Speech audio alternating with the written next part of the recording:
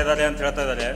ನಮ್ಮ ದೇಶದ demographic dividend ಜಾಸ್ತಿ ಇದೆ, ಆದರೆ ನಮ್ಮ ಪಕ್ಷದಲ್ಲಿ ಒಂದು ಡೆಮೋಗ್ರಾಫಿಕ್ ಡಿವಿಡೆಂಡ್ ಕಮ್ಮಿ ಆಗ್ತದೆ ಅಂತ ಒಂದು ಭಾವನೆ ಬರ್ತಾ ಇದೆ ಜನರಿಗೆ. ಅದನ್ನು ನಾವು ಸರಿ ಹೋಗಿಸ್ಬೇಕಂದ್ರೆ ನಾವು ನಮ್ಮ ಕ್ಯಾಡರ್ಗೆ ಐಡಿಯಾಲಜಿಗಳಿಗೆ ಭಾಳ ಸ್ಟ್ರಾಂಗ್ ಮಾಡ್ಬೇಕು ನಾವು. ಯಾಕಂದ್ರೆ ಐಡಿಯಾಲಜಿ ಸ್ಟ್ರಾಂಗ್ ಮಾಡೋದು ಭಾಳ ಇಂಪಾರ್ಟೆಂಟ್. ನಮ್ಮ KPCC ಅಧ್ಯಕ್ಷರು ನಮ್ಮ ನಾಯಕರು ಹೇಳ್ತಾರೆ, ಯಾವ್ದು ಕಾಂಗ್ರೆಸ್ ಈ ದೇಶದ ಇತಿಹಾಸ ಕಾಂಗ್ರೆಸ್ ಇತಿಹಾಸ ಹೇಳ್ತಾರೆ. ಯಾಕಂದ್ರೆ ಐಡಿಯಾಲಜಿ ಸ್ಟ್ರಾಂಗ್ ಮಾಡಿದ್ರೆ ನಮ್ದು ನಾವು ಸ್ವತಂತ್ರ ಪೂರ್ವದಲ್ಲಿ ನೋಡ್ಬೋದು.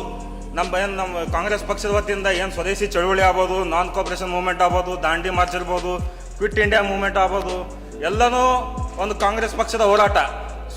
ಸ್ವತಂತ್ರ ಬಂದ ಮೇಲೂ ಕೂಡ ಏನು ಫಸ್ಟ್ ಇಯರ್ ನೆಹರು ಅವರ ಪ್ಲಾನಿಂಗ್ ಕಮಿಷನ್ ಆಗ್ಬೋದು, ಫಸ್ಟ್ ಇಯರ್ 5 ಇಯರ್ ಪ್ಲಾನ್ ಆಗಿರ್ಬೋದು, ಆಮೇಲೆ ಇಂದಿರಾ ಗಾಂಧಿ ಅವರ 20 ಪಾಯಿಂಟ್ ಪ್ರೋಗ್ರಾಮ್ ಆಗಿರ್ಬೋದು, ಅಥವಾ ಗ್ರೀನ್ ರೆವಲ್ಯೂಷನ್ ಆಗಿರ್ಬೋದು, ವೈಟ್ ರೆವಲ್ಯೂಷನ್ ಆಗಿರ್ಬೋದು, ಮತ್ತು ಆಮೇಲೆ ರಾಜೀವ್ ಗಾಂಧಿ ಅವರ ಕಾಲದಲ್ಲಿ ಏನು ಸೈನ್ಸ್ ಆ್ಯಂಡ್ ಟೆಕ್ನಾಲಜಿಲಿ ಎಷ್ಟು ಒತ್ತು ಕೊಟ್ಟಿದ್ದಾರೆ. ಆಮೇಲೆ ಪಂಚಾಯತ್ ರಾಜ್ ಇನ್ಸ್ಟಿಟ್ಯೂಷನ್ ಬಂದಿದ್ದು ರಾಜೀವ್ ಗಾಂಧಿ ಅವರಿಂದ. ಆಮೇಲೆ ಏನು PV ನರಸಿಂಹರಾವ್ ಕಾಲದಲ್ಲಿ ಏನು ಬಂದಾಗ ಅವ್ರೇನು LPG ಲಿಬರಲೈಸೇಷನ್, ಪ್ರೈವೇಟೈಸೇಷನ್, ಗ್ಲೋಬಲೈಸೇಷನ್ ಅಂತ ಎಕನಾಮಿಕ್ ರಿಫಾರ್ಮ್ಸ್ ಮಾಡಿದ್ರು. ಆಮೇಲೆ ನಮ್ಮ ಇತಿಹಾಸ ಹೋದರೆ ಇವನ್ ಮನಮೋಹನ್ ಸಿಂಗ್ ಅವ್ರ ಸರ್ಕಾರದಲ್ಲೂ ಏನು ಮನರೇಗಾ ಪ್ರೋಗ್ರಾಮ್ ಇದೆಯಲ್ಲ, ಅದೊಂದು ಪಬ್ಲಿಕ್ ಮತ್ತೆ ಗೌರ್ಮೆಂಟ್ ಅಡ್ಮಿನಿಸ್ಟ್ರೇಟಿವ್ ಅಂತ ಒಂದು ಇಂಪಾರ್ಟೆಂಟ್ ಒಂದು ಸ್ಕೀಮು ಎಲ್ಲ ಕಡೆ ಹೋಗ್ಲಿಕ್ಕೆ ಇದೆ. ಇದು ವಿಶ್ವದಲ್ಲೇ ಹೋಗ್ಲಿಕ್ಕೆ ಇದೆ. ಒಂದು ಪಬ್ಲಿಕ್ಕು ಮತ್ತೆ ಅಡ್ಮಿನಿಸ್ಟ್ರೇಷನ್ ಹೆಂಗೆ ಕೊಲಾಬರೇಷನ್ ಆಗಿ ಒಂದು ಉತ್ತಮ ಸ್ಕೀಮ್ ಬರ್ಬೋದು ಅಂತಂದ್ರೆ ಅದು ಉದ್ಯೋಗ ಖಾತ್ರಿ ಅಂತ ಗಡಗಂಡಿಸಿ ಹೇಳ್ಬೋದು. ಅದಕ್ಕೆ ನಾವೆಲ್ಲ ನಾವು ಒಂದು ಕಾಂಗ್ರೆಸ್ ಪಕ್ಷದ ನಾಯಕರಿಗೆ ಹಿರಿಯರೆಲ್ಲ ಮನವಿ ಮಾಡೋದು ಒಂದೇ, ನಾವು ಪಕ್ಷದ ಯುವಕರನ್ನು ಒಂದು ಐಡಿಯಾಲಜಿಕಲಿ ತುಂಬ ಸ್ಟ್ರಾಂಗ್ ಮಾಡಬೇಕು. ಸ್ಟ್ರಾಂಗ್ ಮಾಡಿ ಒಂದು ಕ್ಯಾಡರ್ ಬಿಲ್ಡ್ ಮಾಡಬೇಕು.